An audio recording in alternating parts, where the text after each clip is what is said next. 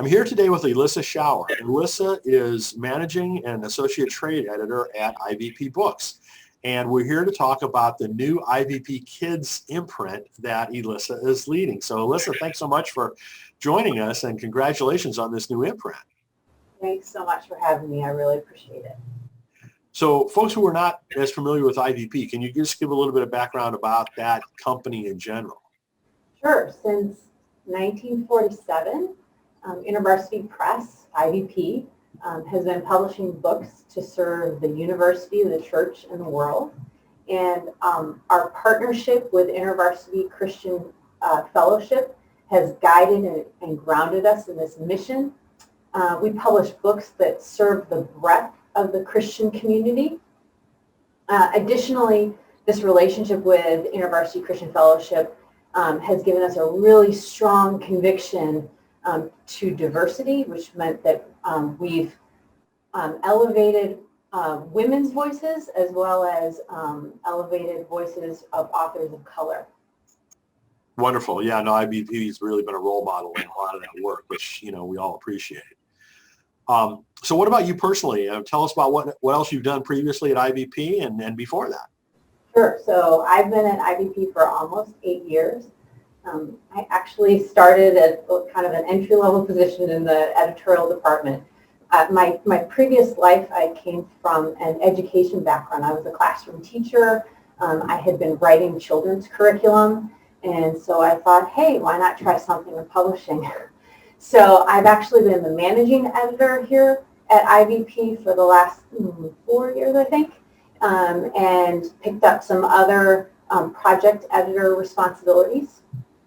I'm also a perennial children's ministry volunteer, which kind of feeds into this interest in resourcing adults and families with children. Because I'm a mom. I'm a mom of 3 children, and my teenagers have grown out of the age of reading children's books, and yet they're oddly curious about the books that we're publishing. They've been great resources to discuss all of this with.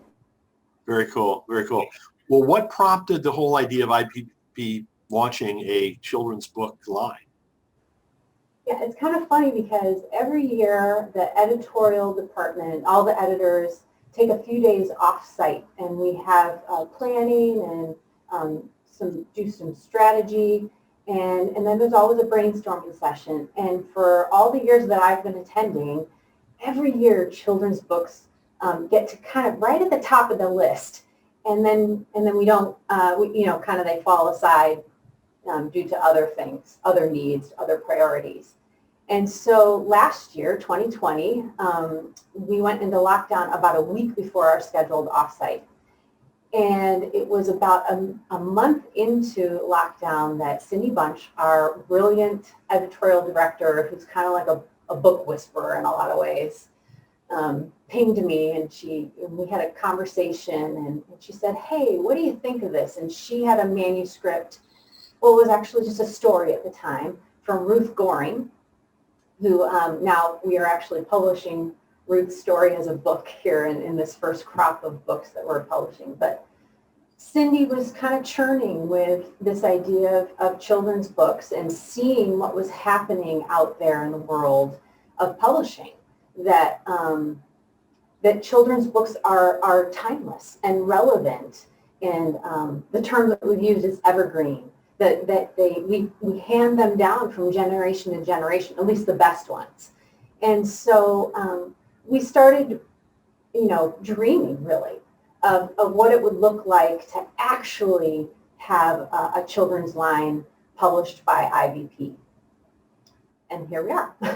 Wow. Well, I mean, I was so excited when I heard that this was happening. I thought it was just a really great initiative. But within the spectrum of children's books, it's a pretty broad range. Where are you focusing?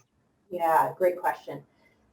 I mean, there's a lot of children's books out there. And so we had 2 goals. One is that we didn't want to enter into a crowded space where we didn't fit. So that means there are certain books that we're not going to do, certain kinds of books, certain topics that we're not going to do. But on the other hand, IVP has this great tradition of both celebrating diversity as well as publishing to a wide breadth of the Christian community and being willing to tackle certain topics. And we thought, well, why not play to our strengths? And so really what we've decided on are making sure that our books align with one of three topics for now. Discipleship, which is kind of a general topic, but that's something that we're concerned with. Spiritual formation, if you're familiar with our Formatio line, we have some wonderful resources that have addressed spiritual formation for adults. And then the third topic is justice.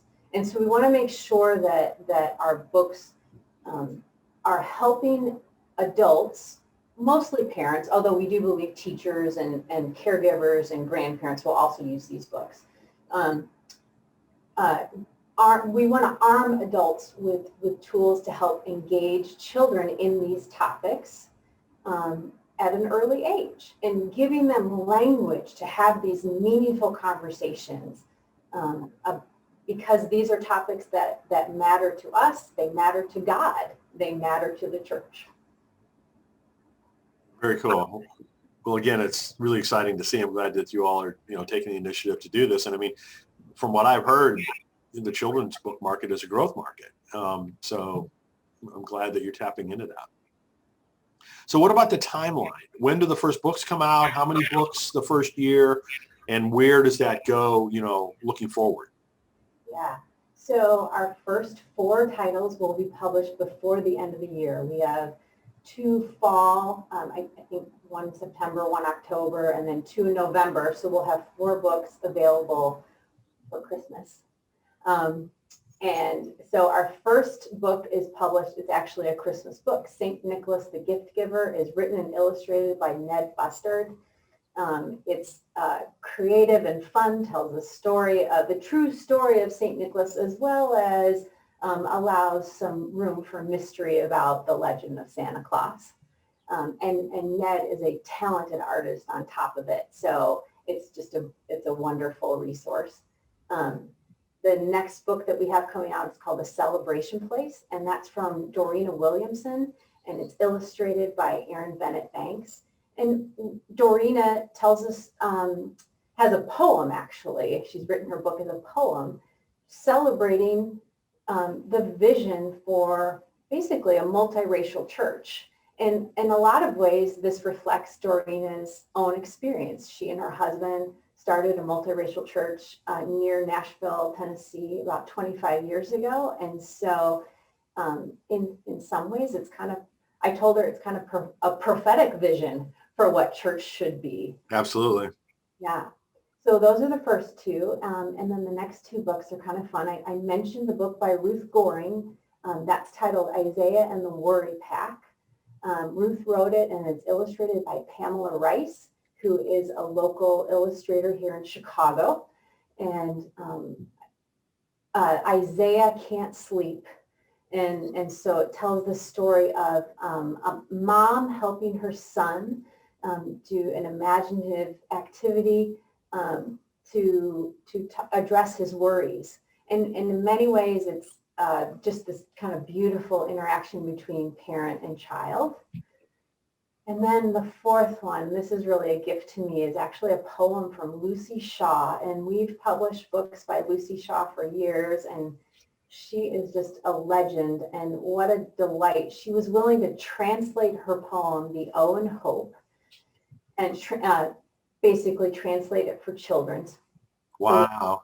The language. And then Ned Bustard and Ned had actually initiated this. He had sent her some illustrations to accompany her poem.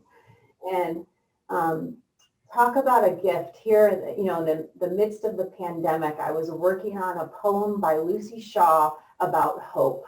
It's just a wonderful thing. But, one of the hallmarks of all of these books, and for these first titles as well as ongoing, is that the last page of every book is a note from the author. And it's intended for adults to have more resources for how to engage children in conversation. So a little bit of background about maybe the topic or about the author in particular, as well as some conversation topics or questions to ask, and a good, strong biblical foundation for the book itself. Very nice, very nice. They're very exciting. I'm very glad about those books. And Dorena Williamson, by the way, has spoken at our conferences before, so I'm going to need to do some book launch interviews, I think, coming up with your authors in the fall.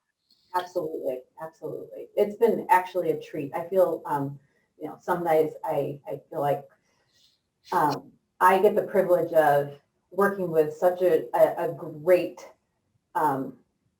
team of people at IVP, but then I also get to work with all of these authors and illustrators, and it's just so much fun. There's just so much energy and joy in what they're doing that it's a privilege.